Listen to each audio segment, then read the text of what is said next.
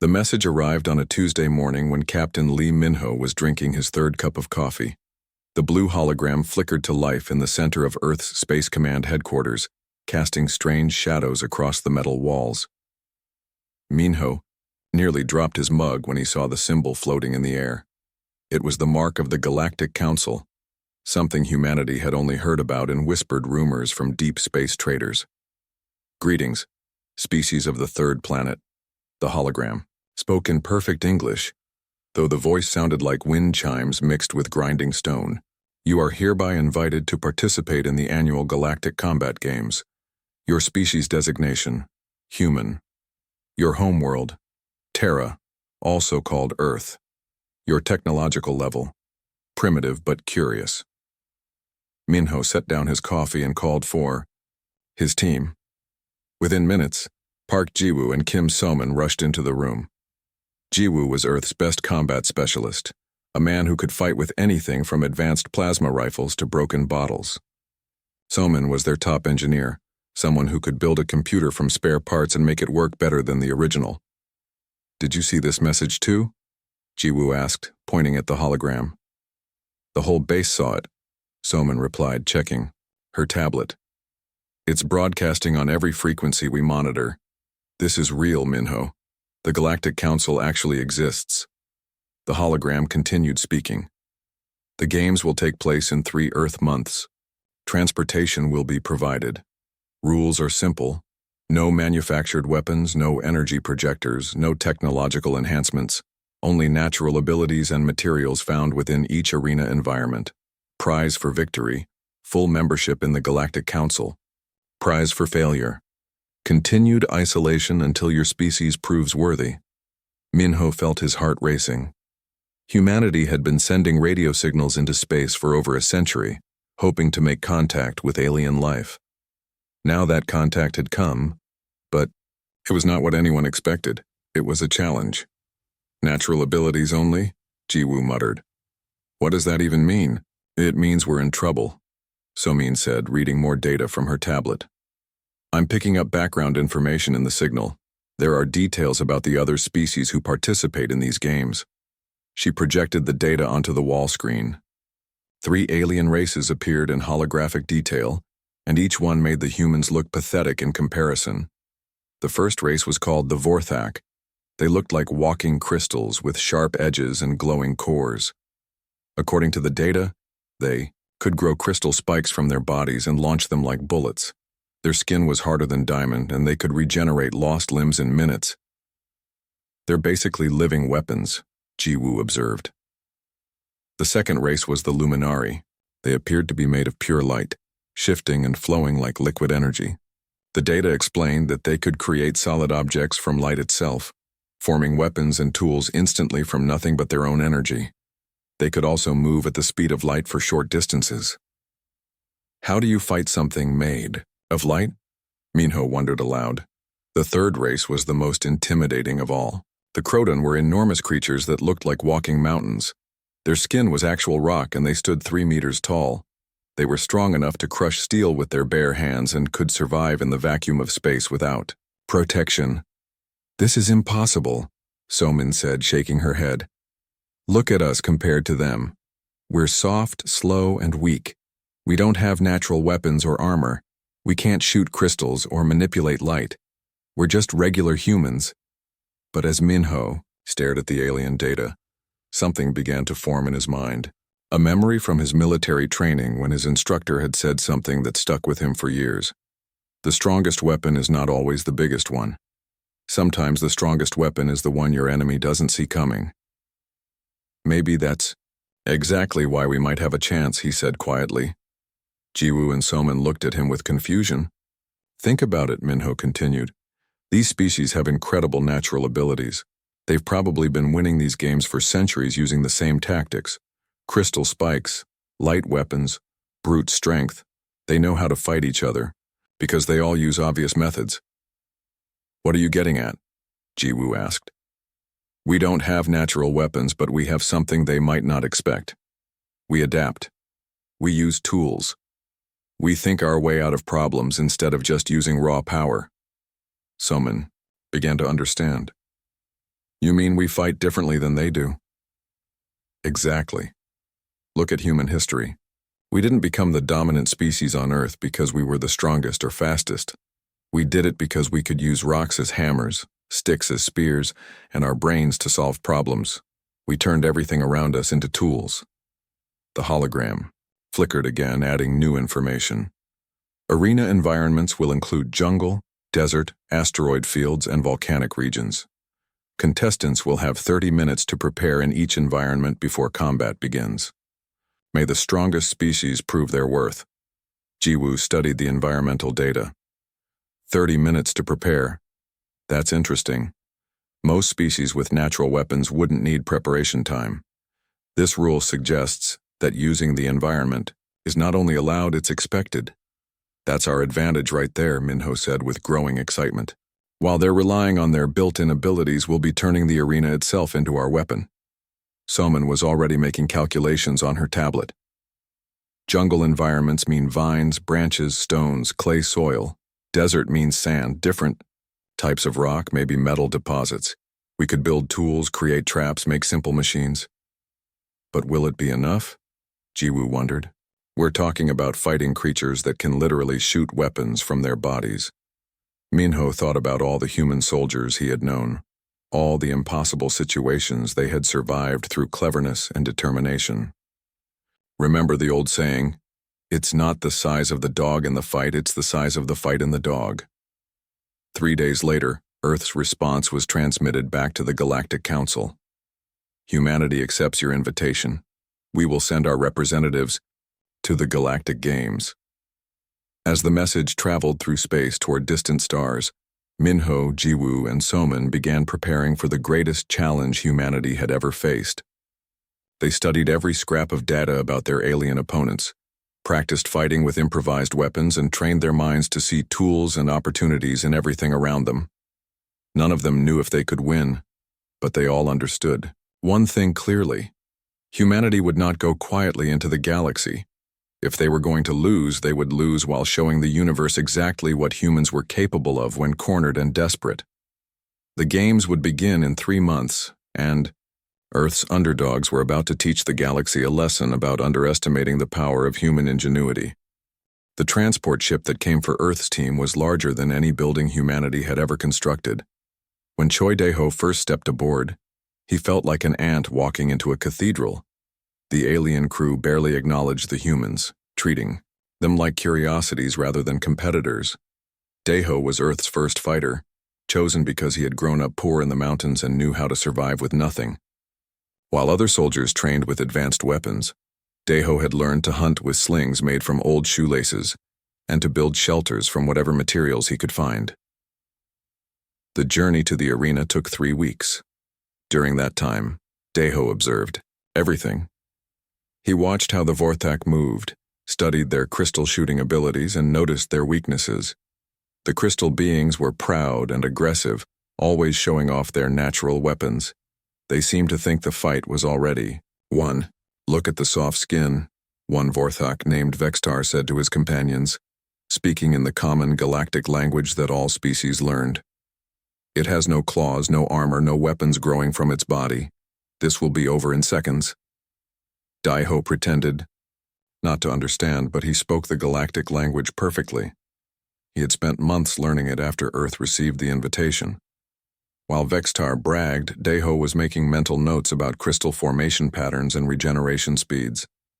The arena planet was called Verdania, and it was the most beautiful place any human had ever seen. Massive trees stretched into purple skies, their branches thick with vines and strange fruits. The ground was soft with layers of fallen leaves, and streams of clear water ran between moss-covered rocks. "Contestants have 30 minutes to prepare," announced the arena's voice system. "Combat begins when the horn sounds. Victory conditions. Opponent must yield or be rendered unable to continue fighting. Killing is discouraged, but not forbidden." Dae-ho looked around the jungle environment and smiled. This was perfect. While Vexitar stretched and tested his crystal shooting ability, Dae-ho immediately dropped to his knees and began digging into the rich soil with his bare hands. The alien audience in the floating observation platforms began laughing. Thousands of creatures from dozens of species watched through energy screens as the human appeared to be trying to dig a hiding hole. Is the soft skin going to bury itself? Vextar called out mockingly.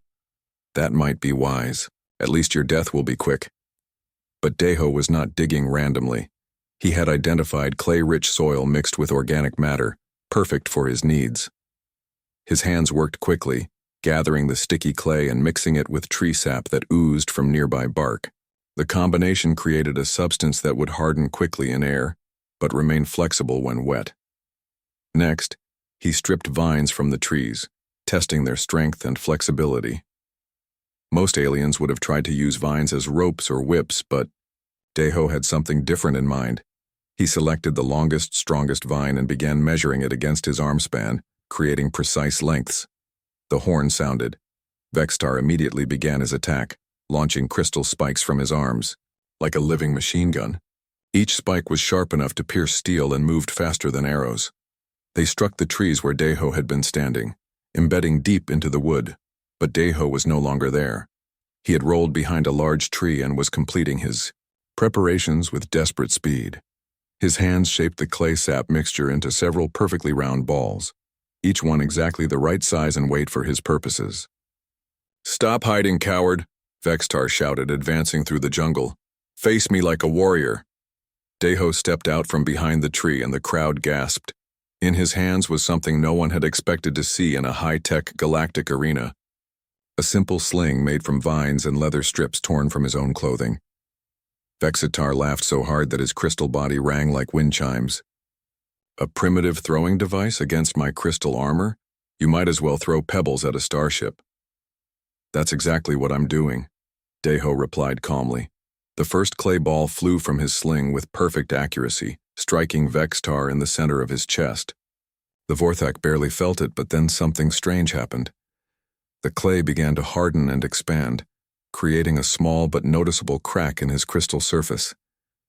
"Impossible," Vextar muttered, looking down at the damage. Deho was already loading his second shot. This one struck Vextar's left arm joint, and again the clay hardened into the crystal matrix, creating structural weakness.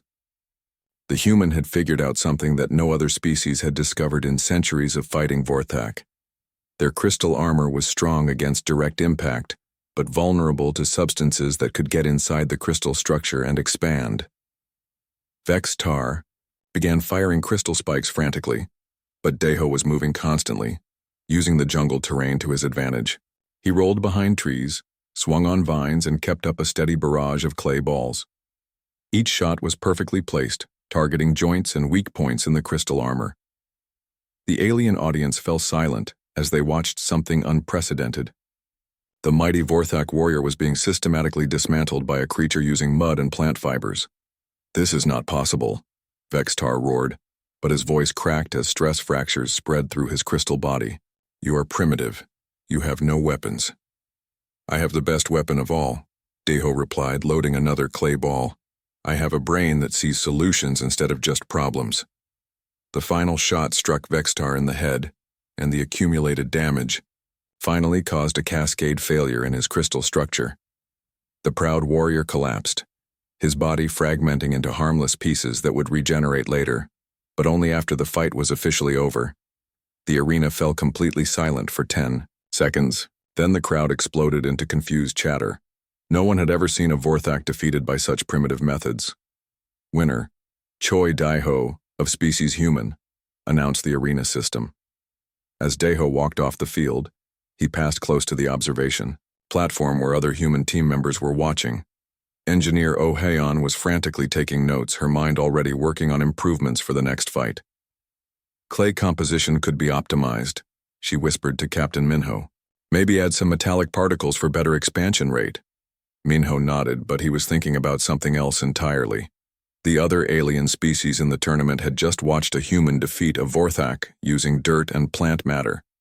They would be studying that fight, trying to understand what had happened. That was good. Let them study.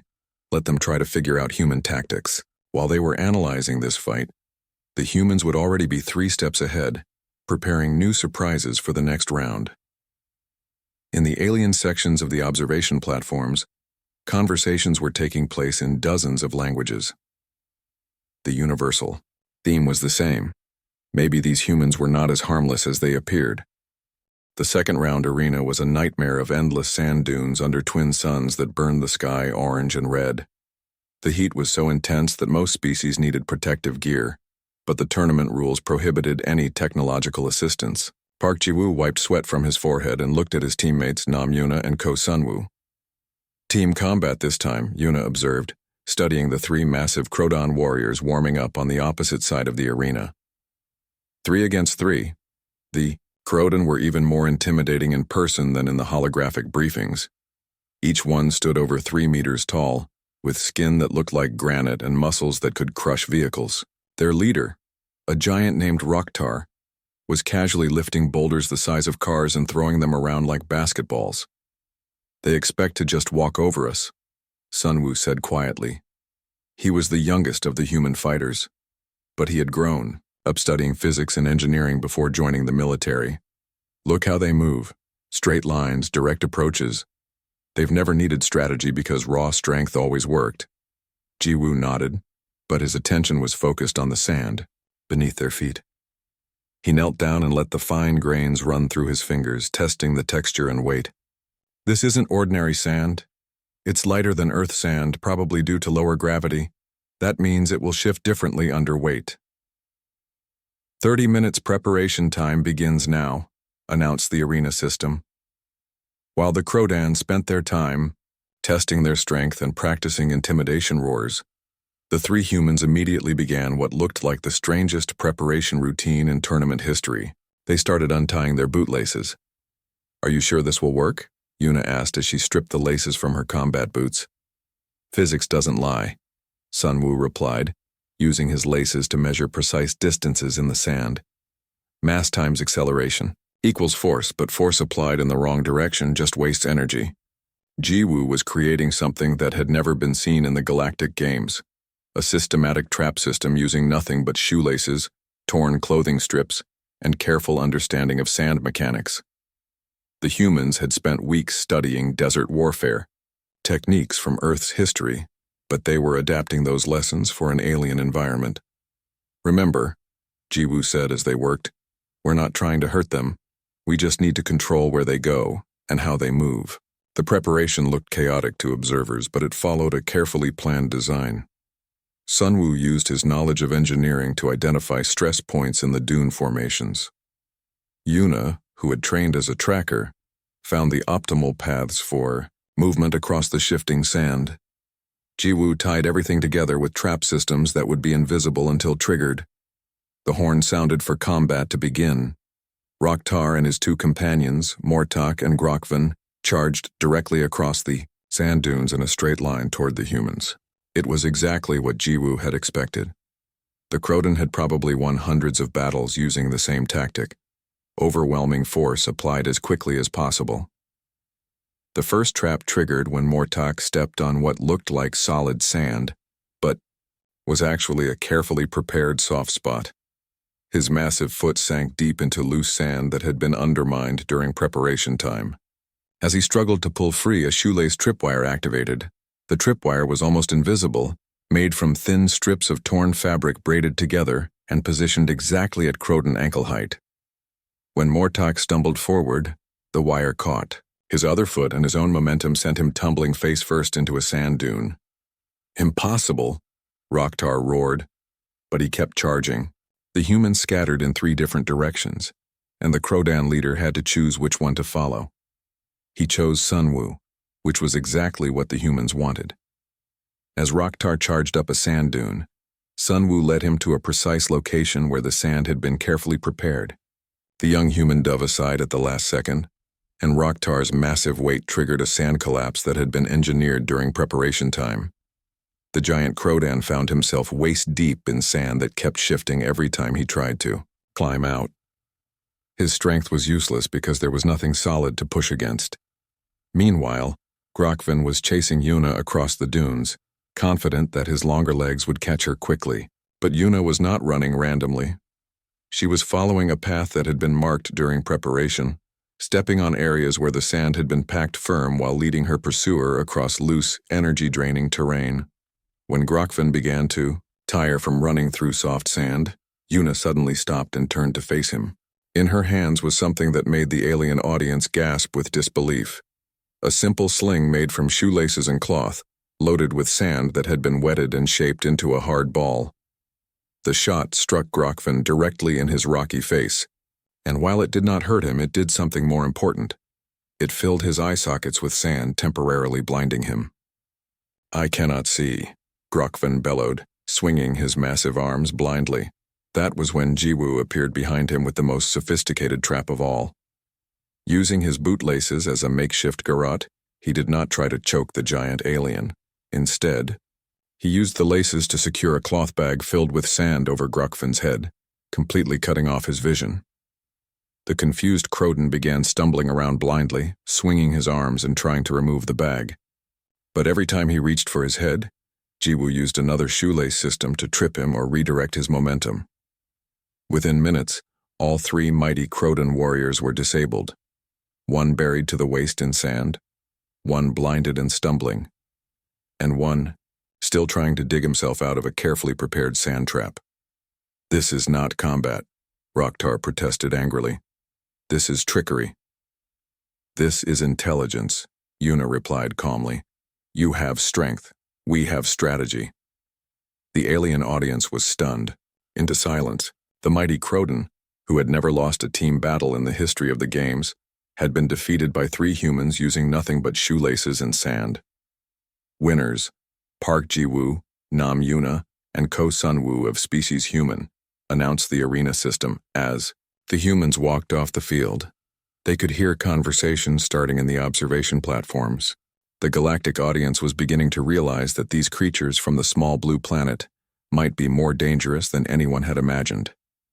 Captain Minho watched from the human section with growing pride and concern. Pride because his people were exceeding every expectation. Concern because they were also making enemies. The other species were no longer laughing at humanity. They were studying human tactics and preparing countermeasures. "They'll be ready for us next time," Engineer Kim Soman observed. "Good," Minho replied. "We'll be ready for them too." In the alien sections, military strategists and combat analysts were having emergency meetings. The humans had now defeated two of the galaxy's most feared warrior races, using primitive tactics that no one had expected. The question being asked in a dozen different languages was the same.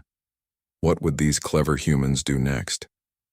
The answer was something that none of them could possibly imagine, because humans had not yet finished surprising the galaxy with their capacity for turning disadvantages into advantages. The semifinal arena was a nightmare of floating rocks and twisted metal debris spinning slowly through the darkness of space. Shin Ji-hoon floated in his basic life support suit, watching chunks of destroyed starships drift past him like deadly snowflakes. This was a zero-gravity asteroid field, and somewhere in this mechanical graveyard, his opponent was waiting.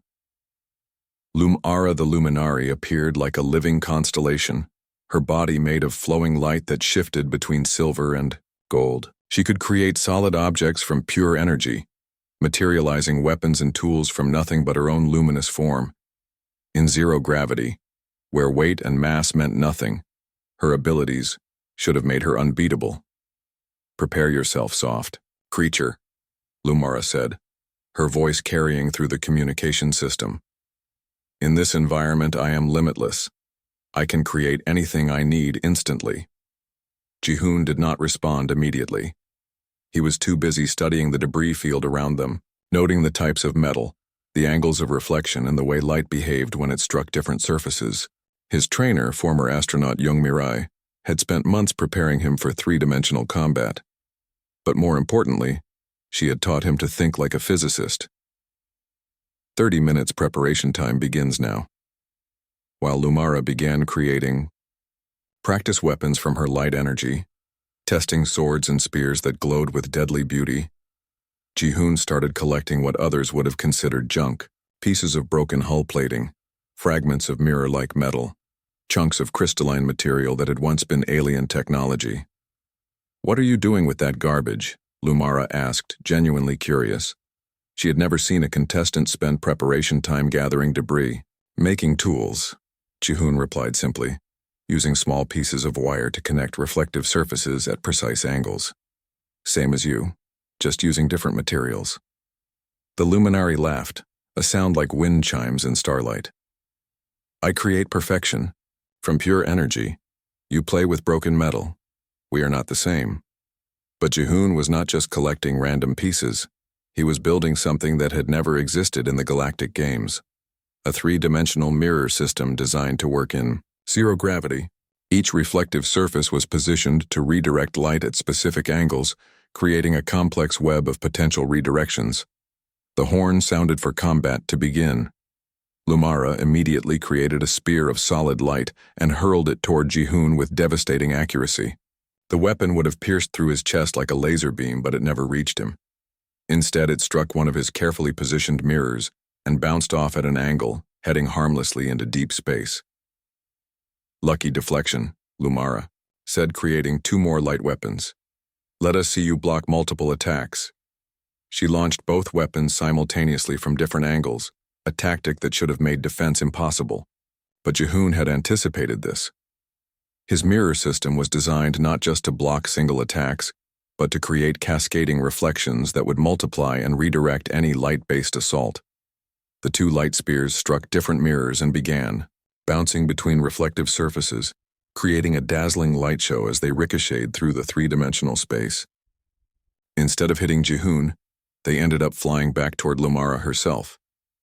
The luminary barely managed to dissolve her own weapons before they struck her, but the psychological impact was already taking effect. For the first time in her life, she was fighting against her own attacks. This is not possible, she said, creating a massive light hammer and swinging it directly at Jihoon. But the human was ready. He had saved his best mirror for this moment, a curved piece of polished metal that acted like a focusing lens. When the light hammer struck it, the weapon's energy was concentrated and reflected back as a focused beam that partially disrupted Lumara's energy form. How are you doing this? She demanded, her light form flickering with frustration.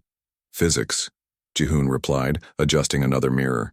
Light follows laws. Angle of incidence equals angle of reflection. Energy cannot be created or destroyed, only redirected. You're fighting the universe itself.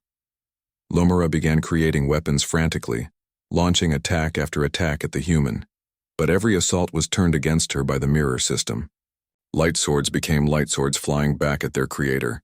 Energy bolts ricocheted in unexpected directions. Beams of focused light scattered into harmless sparkles. The psychological pressure was immense. Lumara was essentially fighting herself, never knowing if her next attack would somehow end up threatening her own energy form. Every weapon she created became a potential weapon against her.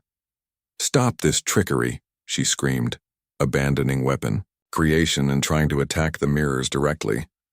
But Jihoon had anticipated this too. As Lumara approached his mirror system, he did something that shocked the entire galactic audience. He took off his life support helmet and allowed droplets of his own sweat to float freely in zero gravity. The tiny water droplets spread across one of his primary mirrors, creating an imperfect reflecting surface that scattered light in unpredictable directions.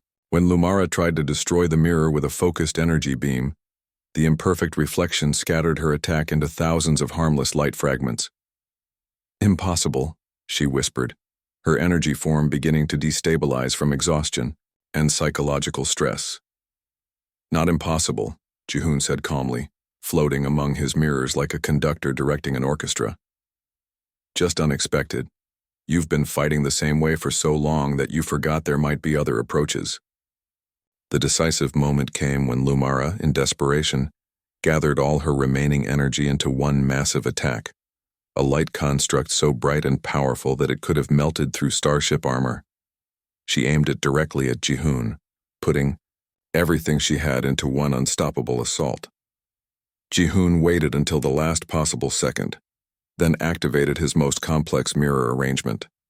The massive light construct struck a sequence of perfectly angled reflective surfaces, and its own energy was turned back on itself in an elaborate pattern that created constructive and destructive interference.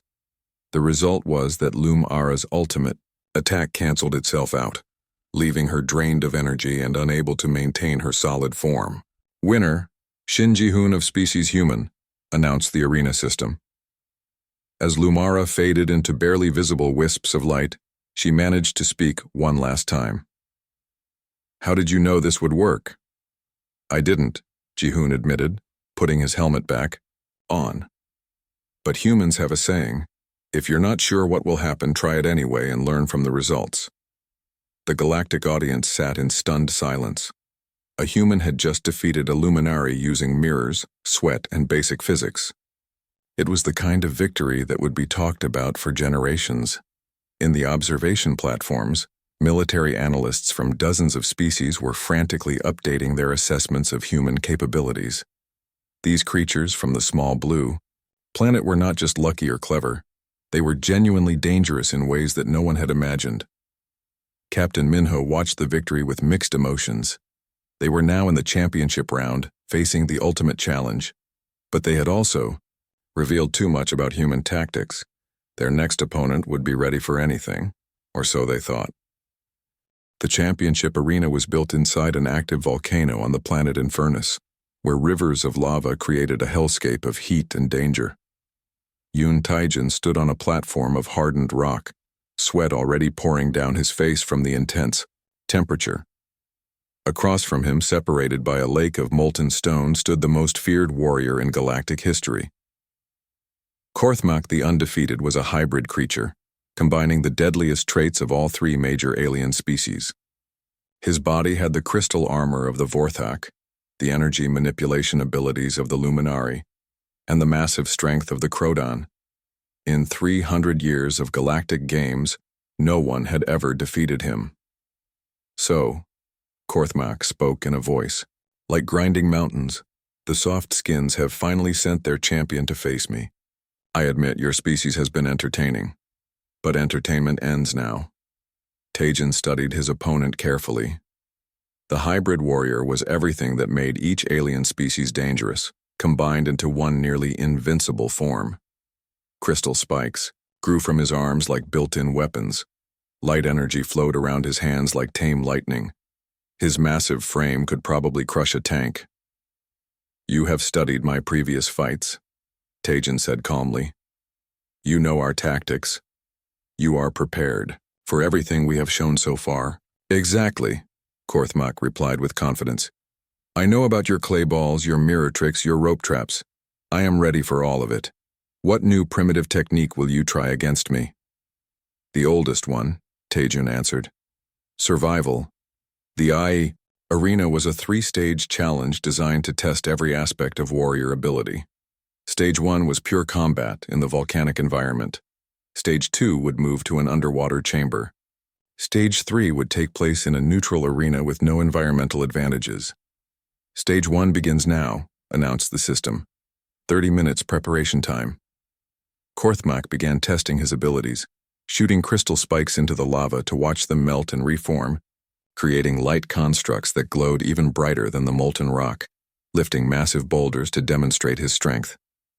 He was a living demonstration of overwhelming power. Taijin began doing something completely different. He started making concrete, using volcanic ash, heated rocks, and carefully applied moisture from his own perspiration. He created a primitive but effective cement mixture. While Korthmak practiced his attacks, the human was building tools that could withstand incredible heat and pressure. Concrete? Korthmak laughed. You plan to build a wall against me? Not a wall, Taijin replied, shaping the mixture with his hands. Tools. The volcanic ash concrete was perfect for the environment. It could withstand the heat that would melt normal materials, and it could be shaped into precise forms while wet, but would become incredibly hard when dried by the ambient heat. Taijin created several items. A simple hammer with perfect weight, distribution, a set of wedges for applying leverage, and most importantly, a measuring device made from his own shoelace. Every angle had to be exact. Every measurement had to be perfect. The horn sounded for combat to begin.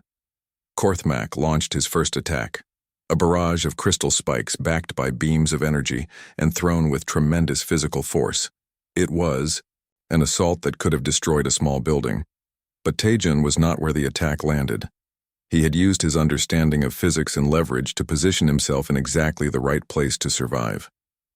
Using his concrete tools and the natural rock formations, he had created a simple but effective lever system that allowed him to move massive stones with minimal effort. When the crystal spikes struck, they hit stones that Taejin had carefully positioned to redirect the force of the impact. The energy beams reflected off surfaces he had prepared with polished volcanic glass. The thrown boulders were caught by lever systems that used Korthmak's own strength against him. "This is impossible," Korthmak roared, increasing his attack intensity. But the more power he used, the more effective Taejun's systems became. The human had turned the entire volcanic environment into a machine designed to redirect and neutralize overwhelming force. The turning point came when Taejun did something that had never been done in the Galactic Games. He used the environment's extreme heat as a weapon. While Korthmak's hybrid physiology made him incredibly powerful, it also created a weakness that pure species aliens did not have. His combined biological systems were more vulnerable to temperature extremes because they had to work together in harmony. Taejin had spent months training in extreme heat conditions, building up his body's natural cooling systems and endurance. As the volcanic environment became increasingly harsh, the human actually performed better while Korthmak began to struggle. "How are you not affected by this heat?" the hybrid warrior demanded, his crystal armor starting to show stress fractures from thermal expansion. "Humans evolved on a planet with extreme temperature variations," Taejin replied, using his concrete tools to redirect another attack. "We learned to adapt or die. You were born with advantages, but we were born with something better, the ability to improve." The battle continued through the heat of the volcanic chamber, but gradually Korthmak's superior abilities began to work against him. His crystal spikes became less accurate as thermal stress affected their formation. His energy manipulation became unstable in the extreme heat. His massive strength was being sapped by the environmental conditions he was not adapted for. "Stage 1 complete," announced the arena system. "Moving to Stage 2, underwater combat." The chamber flooded with water that was somehow both breathable and provided buoyancy. This should have been Korthmak's chance to recover, but Taejin had prepared for this transition too. In the underwater environment, the human's smaller size and efficient movement became advantages.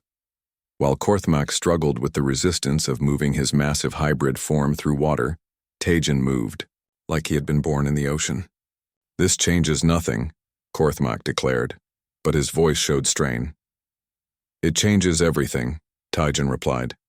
"In your arrogance, you forgot the most important rule of combat. The environment is always part of the battle." The underwater stage ended with Korthmak exhausted and overheated, his hybrid system struggling to maintain efficiency after the thermal stress of the volcanic chamber followed by the shock of temperature change. "Stage 3. Neutral arena," announced the system. Both warriors were transported to a simple metal chamber with no environmental advantages.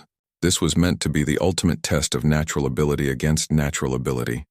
Korthmak looked at the empty chamber and smiled with renewed confidence. "Now we fight as warriors should. No tricks, no tools, no environmental advantages. Just strength against weakness." But as he prepared for the final battle, he noticed something that made his confidence waver. Despite everything they had been through, despite the heat and the underwater challenge and the constant combat, the human was still standing strong. Taejin was exhausted, injured, and outmatched in every measurable way.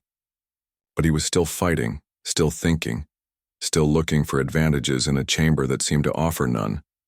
That was when Korthmak realized the truth that would define the final stage.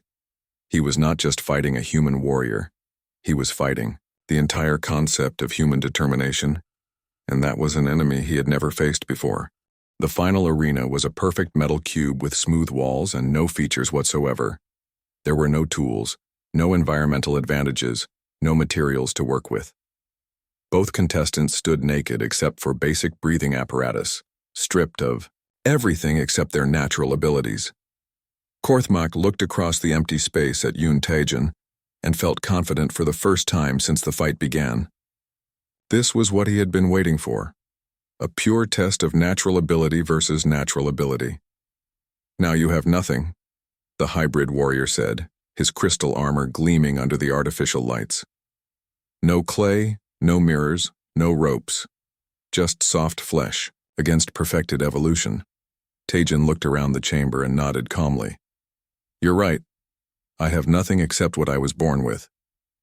"Exactly. And what you were born with is weak.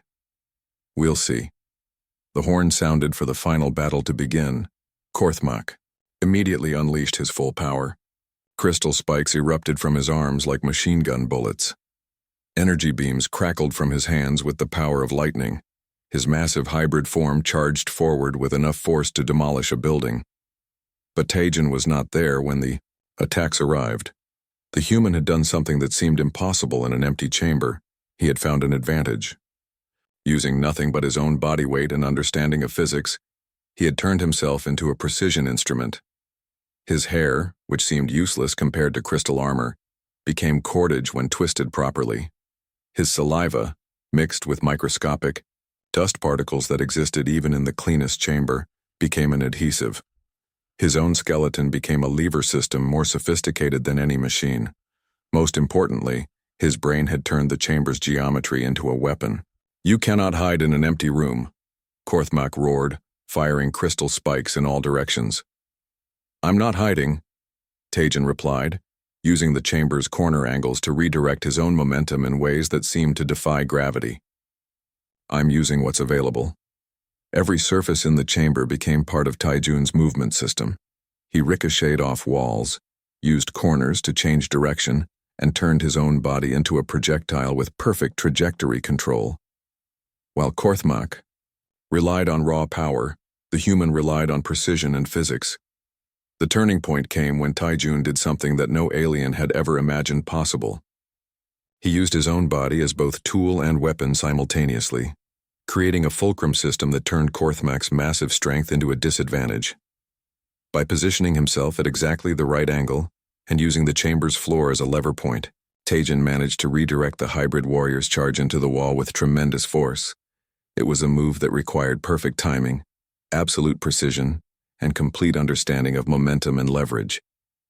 Korthmak struck the metal wall with his own tremendous force, but magnified and redirected by human ingenuity. The impact was so severe that even his hybrid durability could not protect him completely. "This is not possible," he gasped, struggling to stand. "I have every advantage. Crystal armor, energy weapons, massive strength. You have nothing." "I have something you don't," Taejin replied, breathing heavily but still standing. "I have the willingness to turn every disadvantage into an advantage." Korthmak struggled to his feet, his hybrid systems finally beginning to fail from the accumulated damage and stress. For 300 years, he had relied on overwhelming power to win every battle. He had never needed to think creatively or adapt to unexpected situations. "You are still just flesh and blood," he said desperately, gathering energy for one final attack. "I am perfection." "Perfection is overrated," Taejin replied. "Adaptation is better." The final exchange was not a clash of titanic forces or spectacular energy weapons. Instead, it was a demonstration of human ingenuity at its most basic level.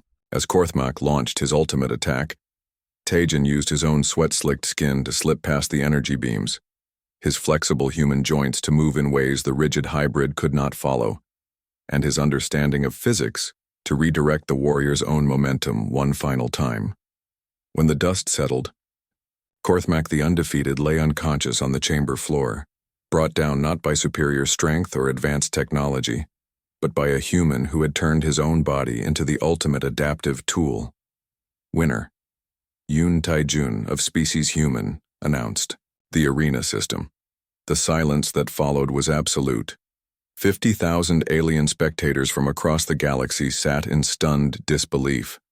The greatest warrior in galactic history had been defeated by a creature using nothing but creativity and determination. Then the cheering began. It started with a few voices, then spread through the entire arena like wildfire. Species that had been enemies for centuries found themselves applauding together. The crowd was not just celebrating a victory, they were witnessing the birth of a legend. Captain Lee Min-ho, Park Ji-woo, and Kim So-min rushed onto the arena floor to embrace their champion. Tears of joy and exhaustion flowed freely as the human team realized what they had accomplished. "Impossible," whispered Loom Ara from the medical section where she was recovering. "They actually did it. Not impossible," corrected Vextar, his crystal form slowly regenerating. "Just human." High above the arena, in the Galactic Council's observation chamber, ancient beings who had ruled the galaxy for millennia were having urgent discussions. The implications of humanity's victory went far beyond a simple tournament. They used no advanced technology, observed Council member Thaisara, a being of pure thought. No energy weapons, no genetic enhancements, no artificial improvements. Just natural intelligence applied creatively. That makes them dangerous in ways we did not anticipate, added Council member Zorthak, whose species had ruled through military might for thousands of years. If they can do this with primitive tools, what could they accomplish with our technology?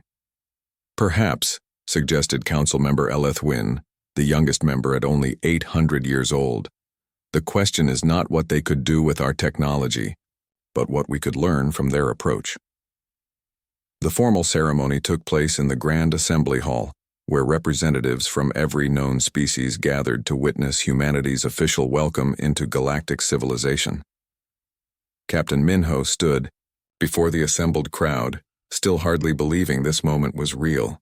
"People of the galaxy," announced the Supreme Council speaker, "we have witnessed something unprecedented in the history of the Galactic Games. A species with no natural weapons, no enhanced abilities, no technological advantages, has defeated every opponent through pure adaptability and intelligence." The crowd erupted in applause again, but the speaker raised a hand for silence. However, this victory raises important questions about our understanding of strength and capability. We have always believed that natural advantages determined worthiness for galactic membership. The humans have shown us that the greatest advantage may be the ability to see advantages where none appear to exist. Captain Min-ho stepped forward to address the assembly. "Honored beings of the galaxy, humanity thanks you for this opportunity to prove ourselves, but we hope our victory teaches a lesson that goes beyond combat." He paused, looking out at thousands of alien faces, each representing civilizations older and more advanced than Earth. "You banned all weapons from your games, thinking this would level the playing field. But you didn't realize that for humans, everything is a potential tool, and every challenge is an opportunity to innovate. We don't win because we're the strongest or the fastest. We win because we refuse to accept that anything is impossible." The alien audience listened with growing understanding. "In your galaxy, species have relied on their natural gifts for millions of years. You became comfortable with your advantages, but comfort can become weakness if it stops you from growing. Humans had no natural advantages, so we learned to create them from whatever was available." Min-ho smiled as he delivered his final words. "We look forward to sharing that perspective with our new galactic neighbors, not to conquer or dominate, but to explore what becomes possible when different approaches to problem-solving work together." The Supreme Council speaker nodded with something approaching respect. "Humanity is hereby granted full membership in the Galactic Council with all rights and responsibilities thereof. Your species will be assigned representatives in the Senate, trade privileges throughout Council space, and access to our collective knowledge archives." As the ceremony concluded and alien dignitaries approached to offer congratulations, Park Ji-woo quietly asked his captain, "Do you think they understand what just happened here?" Min-ho watched as dozens of species that had never considered working together began talking with each other, inspired by humanity's demonstration of adaptive thinking. "I think they're beginning to," he replied. "We didn't just win a tournament. We showed them that there are always new ways to solve old problems. That's going to change everything." Across the galaxy, in laboratories and universities and military academies, alien scientists and strategists were already beginning to study human approaches to problem solving. The age of relying solely on natural advantages was ending, and the age of creative adaptation was about to begin. And at the center of it all, a small blue planet called Earth had earned its place among the stars, not through conquest or technology, but through the simple human refusal to give up when faced with impossible odds. The